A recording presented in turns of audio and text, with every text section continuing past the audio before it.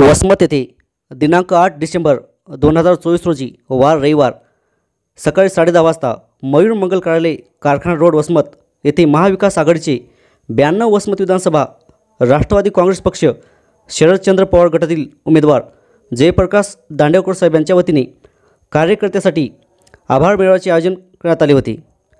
कार्यकर्त्यामध्ये बोलताना जयप्रकाश दांडेवकर साहेब भाषणातून व्यक्त होत म्हणाले, माझ्या वसमत विधानसभा मतदारसंघातील सर्व नागरिक कार्यकर्त्यांनो आणि सहकार्यांनो, आपण सर्वांनी एकजुटीने अपार मेहनत घेतली। आपल्यातील प्रत्येकानेच गावागावात पायपीट करून माझ्यासाठी केलेल्या प्रयत्नाबद्दल मी तुमचा ऋण व्यक्त करू शकत नाही। तुमचं समर्पण आणि संघर्ष माझ्या आयुष्यातली मोठी ताकद आहे।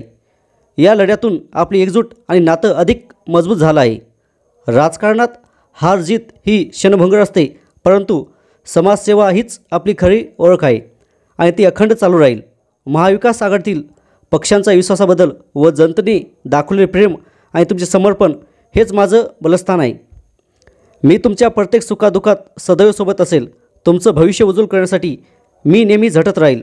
तुमचं प्रेम आणि पाठिंबा पुढेही माझ्यासोबत असेल याची मात्र मला खात्री आहे। माझ्यासाठी झटलेल्या प्रत्येक कार्यकर्त्याचे, माता भगिनीचे, ज्येष्ठ नागरिकाचे, तरुण वर्गाचे आभार मानण्यासाठी हा आभार मेळावा आयोजित केला आहे। तरी आपण या आभार मेळाव्यास मोठ्या संख्येने उपस्थित राहून या कार्यक्रमाची शोभा वाढवली, त्याबद्दल मी तुमचा आभारी आहे। कार्यकर्त्यांनो, खचून न जाता मोठ्या ताकदीने पुन्हा उभे राहू व येणाऱ्या निवडणुकीला सामोरं जाऊ। मी नशीबवान आहे की मला तुमच्यासारखे झुंजणारे कार्यकर्ते मिळाले। कोणी निराश न होता जबाबदारीने लढू। घडीचा डाव जिंकले, परंतु लोकांच्या मनातला आमदार होता येत नाही। निवडून येण्याचा आनंद जो मागच्या 5 वर्षापूर्वी रस्त्यावर उत्साह होता, तो आनंद मला कालच्या निकालादरम्यान दिसला नाही। हा विजय त्यांचा नसून EM मशीनचा विजय झालेला आहे। आम्ही हरून पण विजयी झालो, पण तुम्ही जिंकून पण हरल्यासारखे वाटते। निवडणूक ही स्वतःच्या माणसावर व स्वतःच्या हिमतीवर लढवायची असते, असे म्हणत हे आभार मेळाव्याची सांगता समारोप मोठ्या उत्साहात पार पडला।